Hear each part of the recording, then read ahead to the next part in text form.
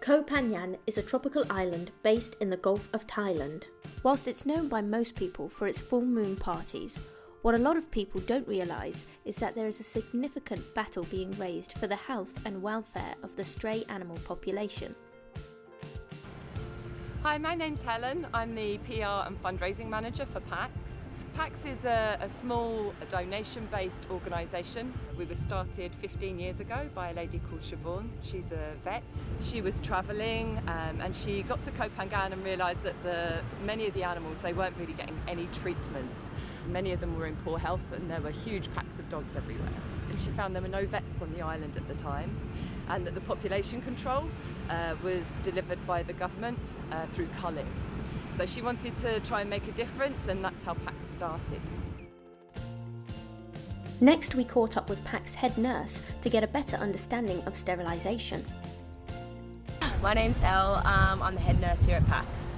The benefits of neutering, well, for me, it's everything. As far as dealing with medical conditions, STDs, deaths of puppies, which is just absolutely awful as well, and cruelty, wounds, everything basically. In a nutshell, comes down to neutering and sterilisation. Our travels took us to a local temple where we met with Dwayne Deck.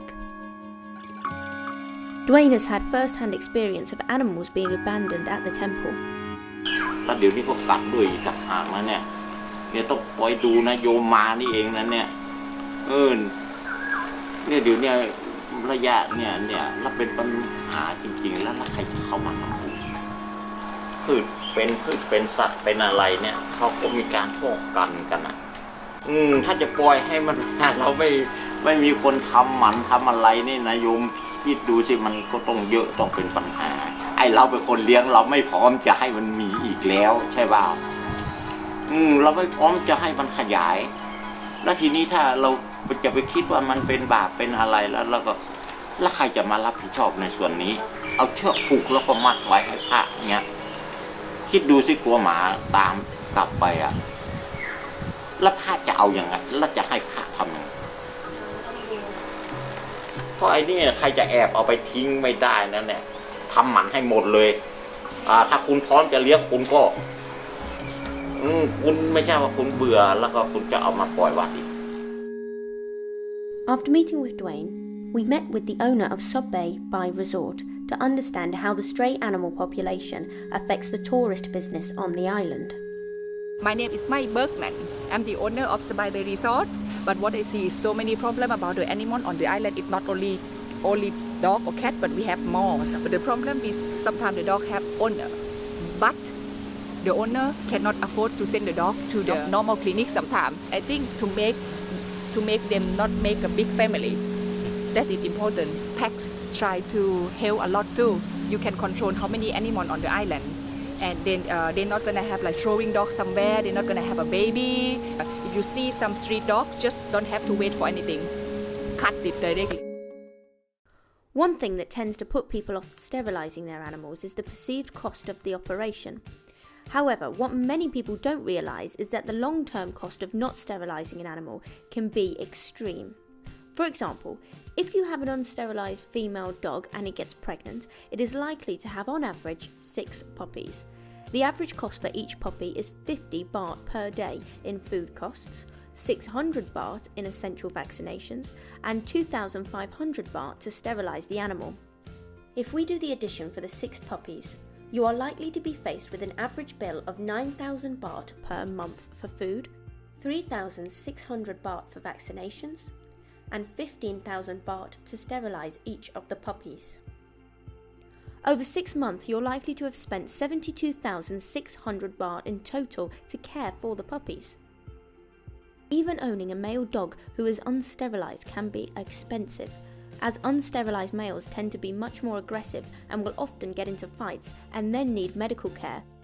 We caught up with the operations manager at PACS for his advice on what you can do to save money and to look after the animals properly. Hi, my name's Ian. I'm the operations manager at PACS. The best thing you can do for yourself and your animal is to plan ahead. One of the key challenges facing PACS daily is that a lot of people move to Koh Phangan for a short period of time or already live there and decide to adopt an animal or feed an animal on a short-term basis without necessarily planning ahead for that animal's future. Whilst this is often an extremely well-intentioned gesture and the animals are fed and well looked after, what often happens is that it gets to the time where people have to go back home, and it's at that point that the animals tend to get abandoned.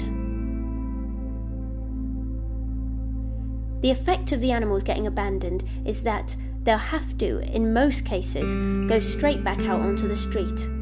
Often, other animals won't accept them and will attack them, sometimes resulting in dangerous injuries when they're brought back into PACS for treatment.